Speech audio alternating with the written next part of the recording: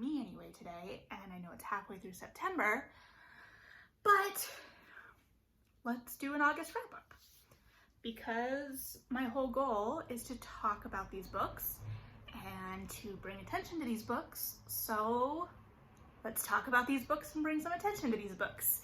If you see me looking off to the side, it's because, hey, my memory is really bad and I am consulting my story graph for August to see what I read.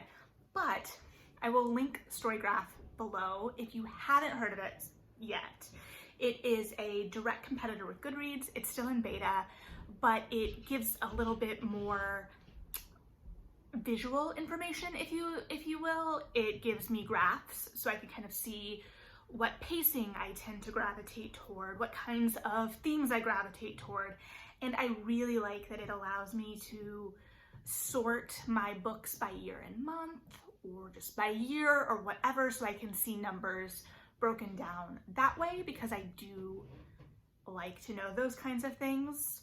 One of my favorite features on Goodreads back in the day, that just disappeared at one point, was like most read author, and mine was always Meg Cabot because I grew up as a teen and a young person in the early 2000s, and Meg Cabot was Meg Cabot. So I had just always, I was interested in seeing if anyone ever overtook Meg Cabot, and then the feature went away. So, but I really like the story graph because I'm trying to get away from Goodreads, because one, it's an Amazon subsidiary, and two, it's really slow and not intuitive anymore for me.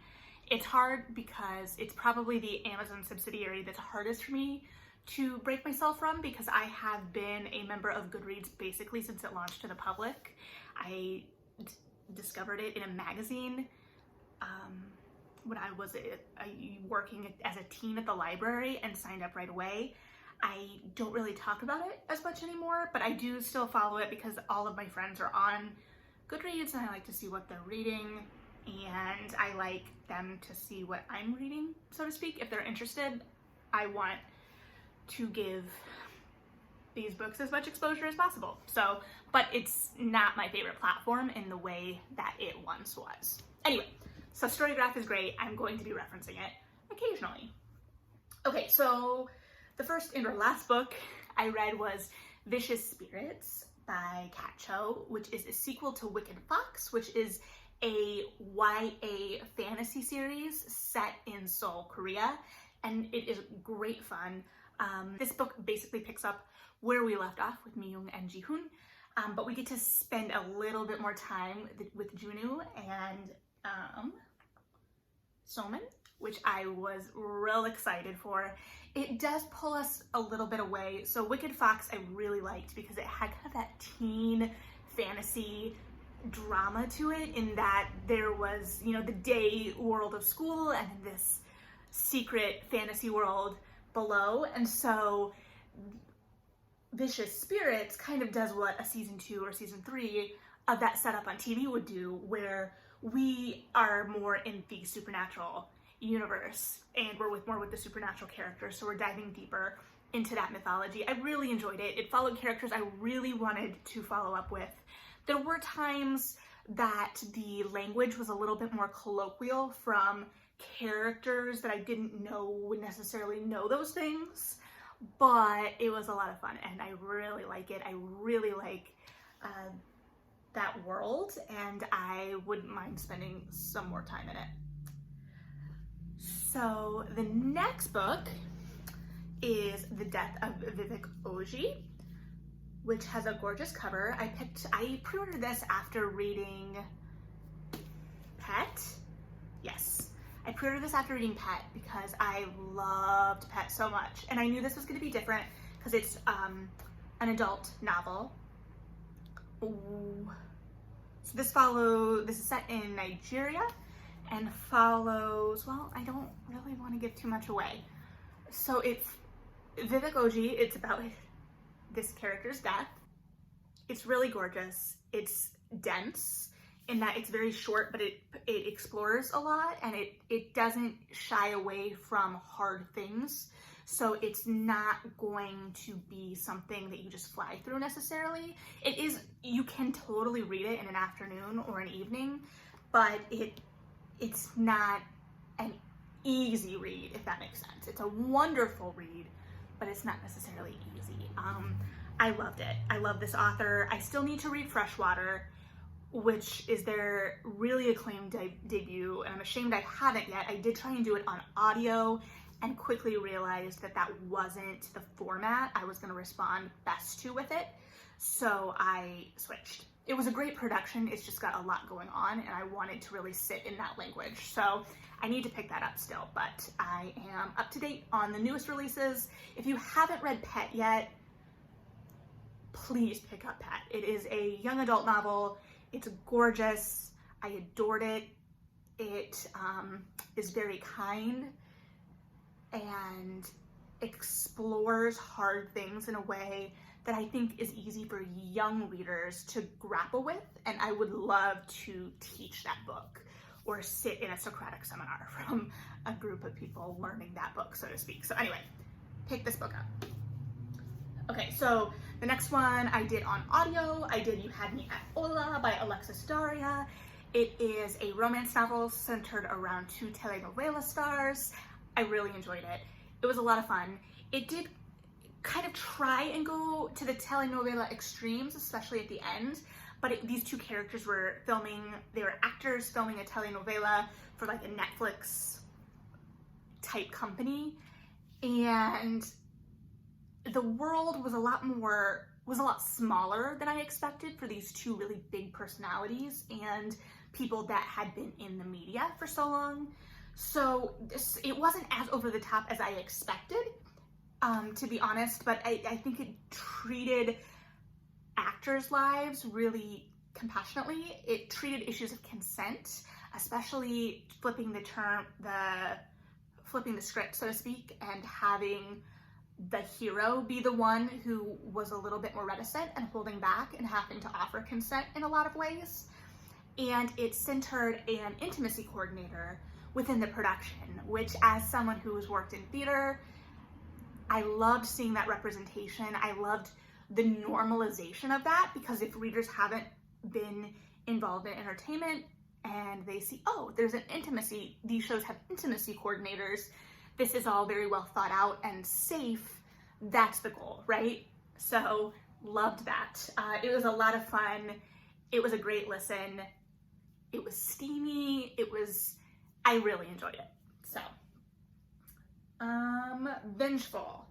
Okay, so actually I'm gonna flip these in that for book club, I reread Vicious by E.V.E. Schwab, and then I hadn't yet read my copy of Vengeful, so I read that because I was back in the world. My book club was somewhat lukewarm on Vicious, and I knew this was gonna be interesting because they know that I love V.E. Schwab. I knew my friend Mandy didn't so much love Darker Shade of Magic. And she had the same critique with this one, which I can totally see, in that she thought that it felt very YA, but marketed toward adult.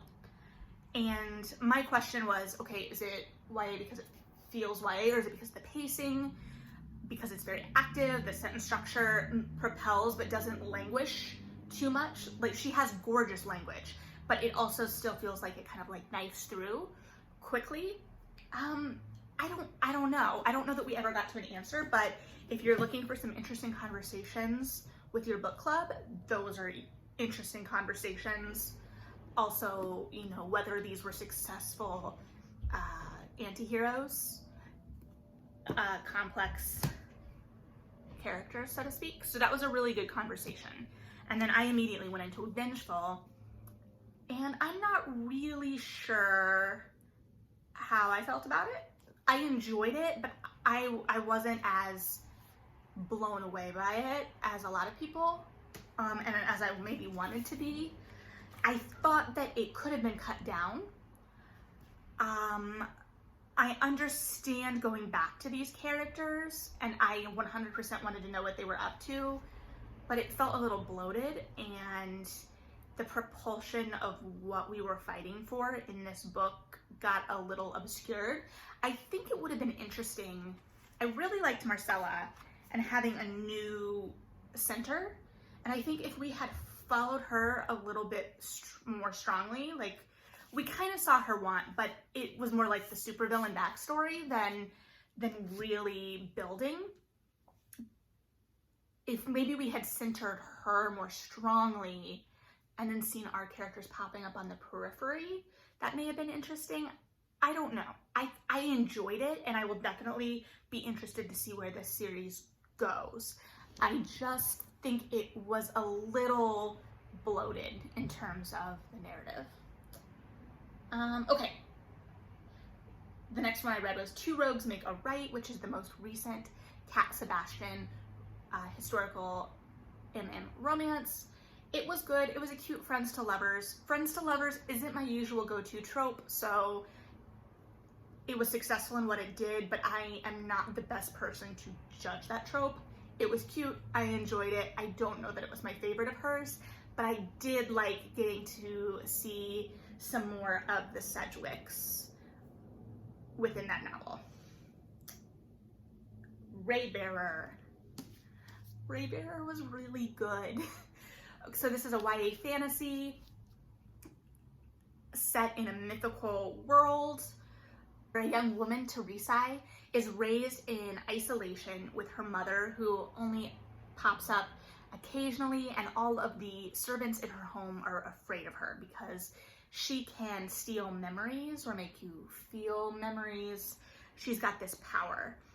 And then come to find out, her mother has wanted her to have this power and wanted to raise it because when she is of age, she is taken to the capital basically to vie for to become a member of the prince's court.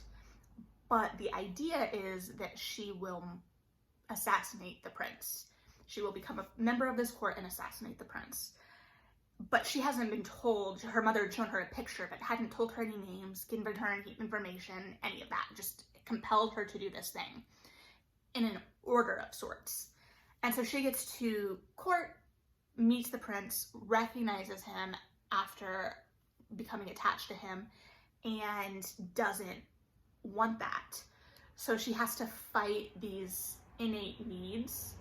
Well, not needs, but this compulsion, because there's a mystical element to it, with what she wants. And it's really interesting because we jump through time a couple times. So we see her as a young child, we see her like as an older child growing up in this young palace, or the small palace, and then as a young adult member of this court and kind of having to grapple. So she makes some choices. I don't want to spoil anything. It was really good. I wasn't sure how the time jumps were going to work and if I was going to respond to them, and I did. And I was really impressed with how Ifueko created bonds with these characters as a reader within these time jumps. Like she did small scenes that were impactful and really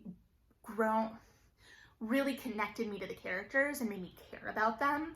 There's also a liminal space in this book, and we all know how I feel about a liminal space, and it's one that tests our characters and their inner desires. So, always love that. It sets up a really interesting premise for book 2. I'm very excited about it. Also, I haven't read a whole lot from Abrams. Off the top of my head, I couldn't just list a bunch of Abrams titles for you, so I was really excited to get more familiar with a different publisher. I really think this was a great one. I don't know if you can tell on camera, I don't think you can tell on camera, but it's got a little shimmer to the cover that kind of does some, because she's a Raybearer, which we find things out. I'm not going to spoil things for you. It's really good. Okay, so The Worst Best Man by Mia Sosa was a romance. It was a hate to love, which is one of my go-to tropes, about a wedding planner who is left at the altar, and many years later she has to work with the brother, what was going to be her brother-in-law, who broke the news that she was left at the altar to her, in gaining this gig with a big hotel chain. it was good. I liked the premise of it. It did hold back a little bit in terms of emotional messiness, and that was interesting because that was built into Mia as a character in that she didn't want to be messy. She was afraid of those big emotions, and that was explored why, but then we didn't really overcome that in the narrative, in the sense that she didn't really it didn't feel like she really let go of that control completely. It was good. I really liked it, but I would have liked to see it delve a little messier, and I think it would have, that vulnerability and messiness would have created a little bit more connection between our main characters, because they had a heat to them, but I felt like it could have been more. Okay, I read House of Earth and Blood by Sarah J. Maas. I am not a Sarah J. Maas superfan. I read a lot of her books. I haven't finished the Throne of Glass series. I think it's just an age thing, potentially. Like, I just was at a different point in life when she really exploded, so I enjoy her books, but I couldn't tell you all the characters in Court of Thorn Roses. I just don't know it as in depth and as intimately as her superfans do. So I just want to say that, just not because I judge superfans, but because I'm operating at a level of knowledge that is not as comprehensive as most people who enjoy her books do. But I do find it interesting and enjoy it because this book was her first adult book. So one, it had 100% less sex than I was anticipating based on her other works. But it did feel more like urban fantasy in the 2000s than I was expecting. Or maybe, I don't know. I got a little bit of an Anita Blake vibe from it, and I only read like 3 or 4 Anita Blake books because she kept partner hopping, which has been one of my critiques of Maas, is that I like her characters partner hop a lot, and that's fine. I get attached to certain things and then it's gone for other pairings that I don't know. So this was very long. I don't think it needed to be as long as it was, but she was really immersing you in the world, and I think her real fans do expect that from her. So she's delivering what is expected. I have seen mixed reviews on it, but I haven't dug too deep into the reviews. It was a good time. I'll keep reading. If you liked urban fantasy in the 2000s, this will be your jam. I don't know that the world completely makes sense, like the angels aspect of it, I don't know, but okay. Okay, Luster. Okay, so this was a really hyped debut.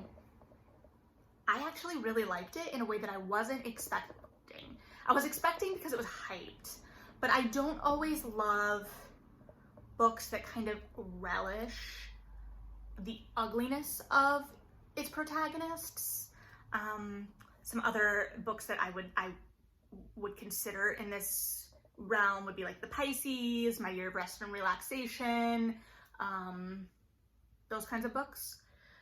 They always show us kind of a full breadth of the protagonists, and I appreciate that, and I love the authors. Like, I really respect and enjoy the authors behind those works, but I didn't love them the way a lot of people do. So I was very pleasantly surprised in how much I enjoyed this. I think it was very raw and honest and uncomfortable, and just it didn't shy away from things. I don't know. It was good. You should read it. That's by Leilani, and it's got a great cover. Okay, The House on the Cerulean Sea by T.J. Klune, which I will talk about more in depth at a different time. So all I'm gonna say is that it feels like a hug, and I loved it. Okay, Troubled as Saints by Alaya Dawn Johnson is a Tor novel. It is a noir fiction. Yeah, I don't read a lot of noir, so it follows a female assassin as she's kind of on her last job, so to speak. She works for kind of like one of the heads of the criminal underworlds of New York.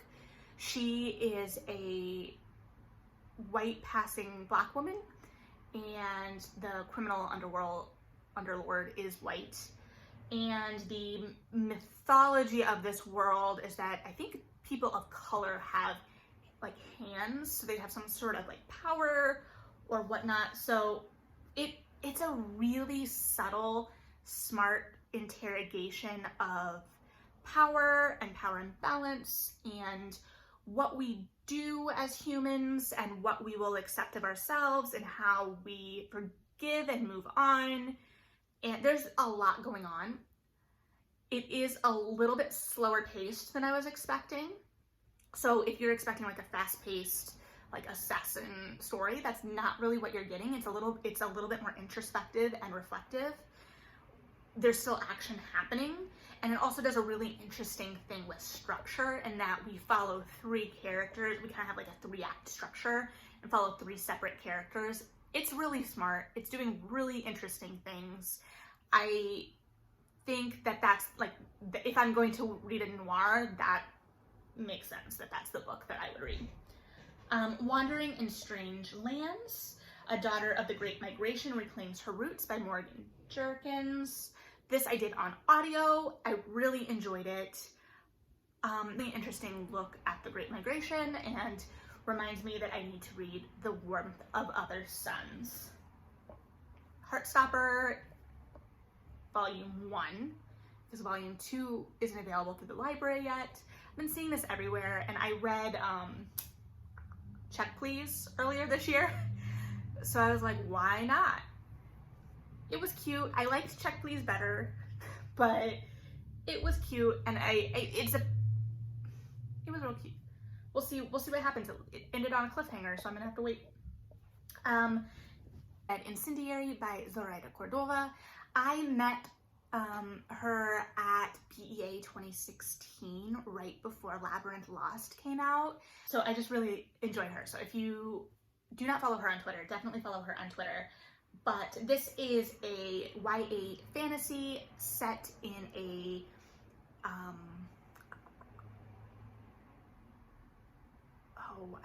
it's like this set in a like Spanish Inquisition type world where they're kind of rooting out magic holders of sorts.